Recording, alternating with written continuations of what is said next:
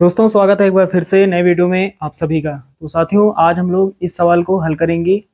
तो एक बार सवाल पढ़ लेते हैं। इस तरह का सवाल बोर्ड एग्जाम में अक्सर पूछा जाता है, 2 नंबर के लिए या फिर कभी कभार 4 नंबर के लिए। इस तरह का सवाल बोर्ड एग्जाम में पूछा जाता है। तो सवाल क्या है, एक बार पढ़ लेते हैं।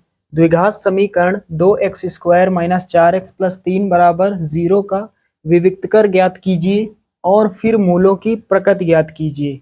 तो चलिए इसको हल करते हैं। सबसे पहले यहाँ लिखेंगे हल। चलिए आप शुरू करते हैं। द्विघात समीकरण हमें दिया गया है 2x² - 4x + 3 बराबर 0। इसको हम मान लेंगे समीकरण 1। इसकी तुलना हम करेंगे द्विघात समीकरण का जो व्यापक रूप होता है, जो मानक रूप होता है, उस समीकरण से किसी भी द्विघात समीकरण की तुलना की जाती है।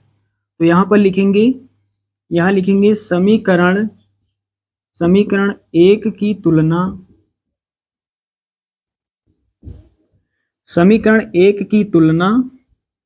ax² + bx + c बराबर 0 से करने पर। हमने क्या लिखा? समीकरण 1 की तुलना ax² + bx + c बराबर 0 से करने पर इसी समीकरण से किसी भी द्विघात समीकरण की तुलना की जाती है। यहाँ से हमें क्या मिलेगा? यहाँ से हमें a, b और c का मान प्राप्त होगा। चलिए अब तुलना करके a, b, c का मान निकाल लेते हैं। x² यहाँ पर बराबर है, तो a बराबर होगा 2 के। a बराबर कितना हो जाएगा? 2। a का मान 2 हो जाएगा। और यहाँ पर x के बराबर है, तो b बराबर कितना होगा? 4 होगा। लेकिन माइनस लगा है, तो b का मान जो होगा वो चिन्ह सहित लिखते हैं। क्या लिखेंगे? -4। c अचर पद, c का मान कितना है? 3। तो a, b, c का मान हमने निकाल लिया। चलिए अब विविक्तकर का सूत्र लगाएंगे। तो यहाँ पर लिखेंगे विविक्तकर जिसको d से लिखते हैं। विविक्तकर d बराबर क्या होता है? b² - 4ac। b² - 4ac। तो यहाँ पर b का मान कितना है? -4। -4 का स्क्वायर -4 × a का मान 2 है, इंटू c का मान कितना है? 3।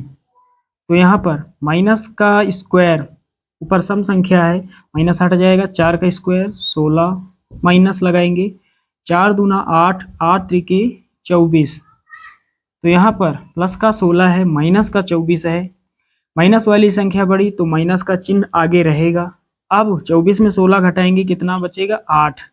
यहाँ पर d का मान, विविक्तकर का मान माइनस में आया। यहाँ पर लिखेंगे ऋणात्मक। तो यहाँ पर d का मान ऋणात्मक आया, माइनस में आया। तो यहाँ पर लिखेंगे इसलिए मूल क्या होंगे? यदि d का मान, विविक्तकर का मान माइनस में होता है तो मूल काल्पनिक होते हैं। तो यहाँ पर लिखेंगे इसलिए मूल काल्पनिक होंगे। तो यहाँ पर हमने सवाल को हल कर लिया है। हमने विविक्तकर भी ज्ञात कर लिए और मूलों की प्रकृति भी ज्ञात कर ली। तो यहाँ पर ये हमारा फाइनल आंसर हो जाएगा। तो साथियों, उम्मीद करता हूँ कि आप सभी लोग इस सवाल को अच्छे से समझ गए होंगे। चलिए दोस्तों, मिलते हैं अगले वीडियो में। तब तक के लिए जय हिंद।